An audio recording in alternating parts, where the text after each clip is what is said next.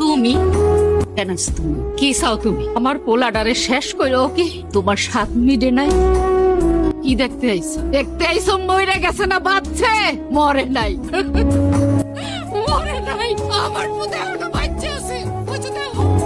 এখনো বাচ্চা আছে। ওর একটা মাত্র পুত। কি অপরাধ করছিল? কি অপরাধ করছিল? আমার পুতে তো কোনো অন্যায় করে নাই। তাহলে এই শাস্তিটা কেন দিল আল্লাহ? কেন দিলা?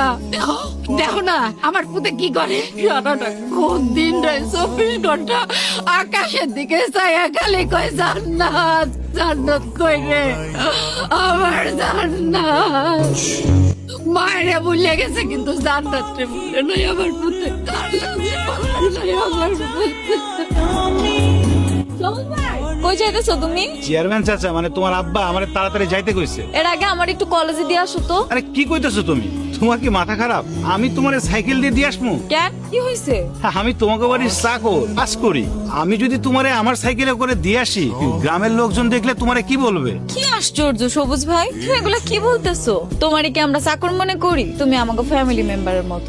আমার একটু কলেজে দিয়ে আসবা, তাতে কি এমন হবে বলো? মানে এমনি দেরি হয়ে যাইতেছে, তুমি যদি একটু দিয়ে আসো তাহলে আমি তাড়াতাড়ি যাইতে পারবো। তুমি যদি না নিয়ে যাও তাহলে কিন্তু আমি খুব কষ্ট পাবো। তোমার লগে রাগ করবো আর কথা কমবো। কত বড় সাহস তোর এই ভাঙা সাইকেলে আমার মাইয়ারে উঠাইছস? এই তুই কি ভুলে গেছস? তুই পিতাছস আমার হুকুমের গোলাম, আমার চাকর। চেয়ারম্যান সাহেব আমার ভুল হয়ে গেছে, বিশ্বাস করেন আমার কোনো দোষ নাই। আপামনি আমারে জোর করে আমার সাইকেলে করে নিয়ে যাইতে কইছে, আমি উঠাইতে চাই নাই, এটা খুব জোরাজোরি করতেছিল। আমার মাফ করে দেন চেয়ারম্যান সাহেব। কোন কথা? এই তুই জানোস না আমি হইতাছে অত্ত এলাকার চেয়ারম্যান। 10 গ্রাম মানুষ আমাকে সম্মান করে, ইজ্জত দেয়। আর মানুষজন যদি দেখে তোর এই ভাঙা সাইকেলের উপরে আমার মাইয়া উঠতে ইজ্জত থাকবো, লোকে কি কইব?